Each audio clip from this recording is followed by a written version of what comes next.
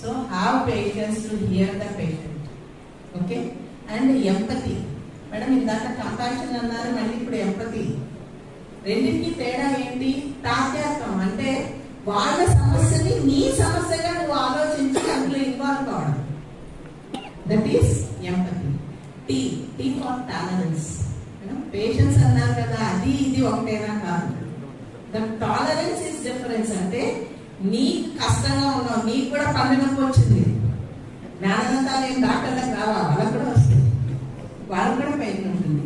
Knee pain ఉన్నప్పుడు కూడా పేషెన్స్తో నువ్వు డాక్టర్ అప్పుడు చాలా నీకు పర్సనల్ లైఫ్ ఉంటుంది, నీకు పెయిన్ఫుల్గా ఉంటావు, నీ ఎమోషన్స్ వాళ్ళ మీదకి స్విచ్ ఓవర్ కాకూడదు. ఓన్లీ యువర్ ప్లేస్ ఈస్ అక్కడ. మిమ్మల్ని ఎందుకు కూర్చోబెట్టారంటే వాళ్ళ బాధని తగ్గించి పంపించడానికి. This is tolerance. Okay, please adopt these 5 qualities. We'll continue the session later. Okay, thank you my dear students, thank you for your cooperation and everything. Thank you.